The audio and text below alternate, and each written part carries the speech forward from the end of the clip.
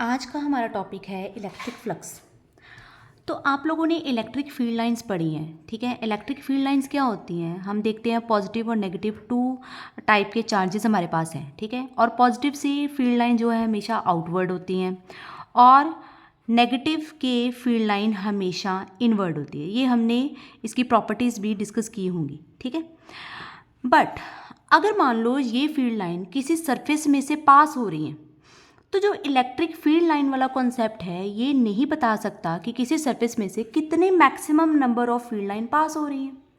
उसके लिए जो न्यू टर्म इंट्रोड्यूस हुई that is called electric flux, जो क्या है कि total number of electric field lines passing normally through the surface, कि कितनी नंबर ऑफ फील्ड लाइन किसी सरफेस में से पास हो सकती हैं।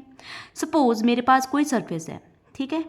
सरफेस से जितनी number of field line pass हो रही हैं, ठीक है, वो क्या होगा, उसका इलेक्ट्रिक फ्लक्स, ठीक है। अब कंडीशन क्या बोली है उन्होंने, नॉर्मली। और इलेक्ट्रिक फ्लक्स क्या होना चाहिए, नॉर्मली होना चाहिए, ठीक है। नॉर्मल के कंडीशन में फ्लक्स जो है वो सरफेस से पास हो रहा है, ठीक है। और कितनी नंबर ऑफ फील्ड लाइंस, अब फील्ड लाइन जो है जरूरी तो नहीं है कि हर टाइम सरफेस एरिया सेम हो और same number of field line उसमें से पास हो। तो अगर मान लो कि मेरे पास कोई छोटा सा सरफेस एरिया है तो उसमें से कम number of field lines pass होंगी। जितना भी सरफेस एरिया छोटा होता जाएगा फील्ड लाइंस की जो वैल्यू है, नंबर ऑफ फील्ड लाइंस, वो कम होती जाएंगी। अगर फील्ड लाइन सरफेस एरिया बड़ा हो जाएगा तो फील्ड लाइन ज़्यादा हो जाएंगी, ठीक है। तो बेसिकली जो है वो फ्लक्स जिसको हम डिनोट करते हैं फाई सिंबल के साथ, वो डायरेक्टली किसके प्रोपोर्शनल हो गया, सरफेस एरिया के, ठीक है। और डायरेक्टली प्रोपोर्शनल किसके हो गया, जितना उसका इलेक्ट्रिक फील्ड है, जिस इलेक्ट्रिक फील्ड में वो प्रेजेंट है, ठीक है, जितनी नंबर ऑफ फील्ड लाइन उसमें से पास हो रही हैं। तो फाई किसके प्रोपोर्शनल हो गया, ई के। तो फाई जो है अगर हम दोनों को कंबाइन कर दें तो ये आ जाएगा ई इंटू एस, ठीक है। सो ई इंटू एस मतलब प्रोपोर्शनलिटी कांस्टेंट हम लगाएंगे यहाँ पर कोई भी, ठीक है। तो वो प्रोपोर्शनलिटी कांस्टेंट जो होता है, ठीक है, वो एस आई यूनिट में क्या होता है, 1। तो यहाँ पर फाई किसके इक्वल आ गया, ई इंटू एस।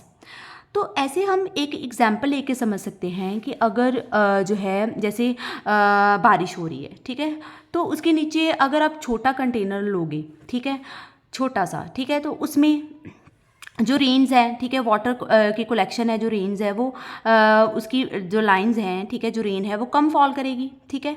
और अगर हम बड़ा कंटेनर ले लें, कोई टब ले ले, जब बड़ा कंटेनर ले ले, ठीक है, तो उतनी ही ज़्यादा रेनफॉल होगी उसके अंदर।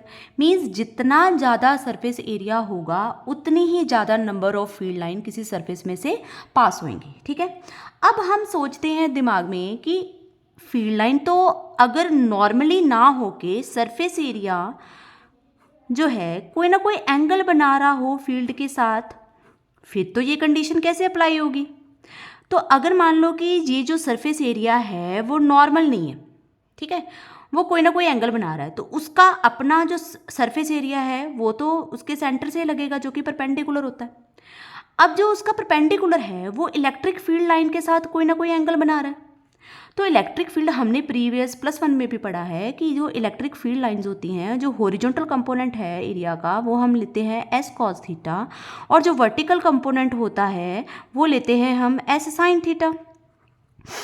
अगर एस साइन थीटा अगर हम लेंगे तो वो तो कैंसिल हो जाएगा, तो यहाँ पर क्या आएगा, एस कॉस थीटा कंपोनेंट, ठीक है। तो यहाँ पर जो फ्लक्स है वो किसके इक्वल हो जाएगी, ई एस कॉस थीटा के। कि अगर कोई सरफेस नॉर्मल ना होने के बजाय कोई ना कोई एंगल बनाए इलेक्ट्रिक फील्ड के साथ, तो उस केस में फ्लक्स किसके इक्वल आ जाएगी, ई एस कॉस थीटा के। अब हमें पता है कि कॉस थीटा आ गया, तो कॉस थीटा के साथ क्या पता होता है कि ई एस के साथ अगर किसी दो वैल्यूज़ के साथ कॉस थीटा आ रहा हो तो उन दोनों के बीच में क्या होता है, डॉट प्रोडक्ट। तो हम उसकी वेक्टर फॉर्म लिख सकते हैं। But overall we know that कि डॉट प्रोडक्ट क्या होता है, एक स्केलर क्वांटिटी होती है। तो स्केलर क्वांटिटी होने की वजह से ये पूरा का पूरा फ्लक्स क्या हो गया, हमारे पास स्केलर क्वांटिटी हो गया। अब अगर हमने इसके यूनिट लिखने हो तो यूनिट इसके क्या हो गए, इलेक्ट्रिक फील्ड को हम रिप्रेजेंट करते हैं हमेशा यूनिट जब आपने लिखने होते हैं। अगर आपको डायरेक्ट यूनिट याद ना हो तो आप क्या लिख सकते हो, आप हर किसी को जो है रिप्रेजेंट करो, ठीक है, उसकी फॉर्म में। ई जैसे ई होता है एफ अपॉन क्यू, और S surface area. Surface area का तो सबको पता ही होता है क्या यूनिट होता है, मीटर स्क्वायर। और फोर्स का यूनिट होता है न्यूटन, और चार्ज का यूनिट होता है कूलम, तो इसके यूनिट क्या बन गए, न्यूटन पर कूलम मीटर स्क्वायर। ऐसे ही आप इसकी डायमेंशंस भी लिख सकते हो। सो अगर 3 कंडीशन यहाँ पर जो है बन जाती हैं, ठीक है।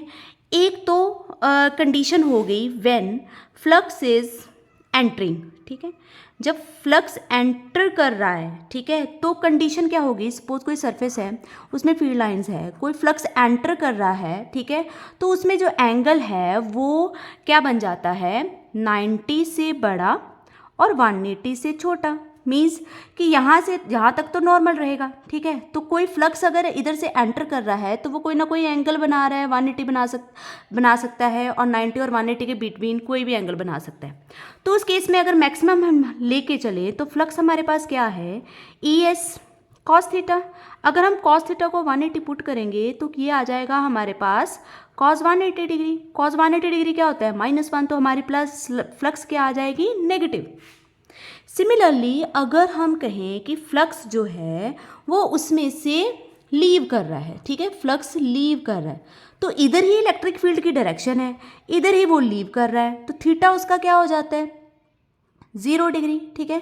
सो थीटा 0 जब हो जाएगा तो फ्लक्स हमारे पास क्या हो जाएगा, ई एस कॉस थीटा, तो कॉस 0 क्या होता है, 1, तो हमारे पास वैल्यू आ जाएगी E S that is positive. तो इस कंडीशन में वो मैक्सिमम होगा।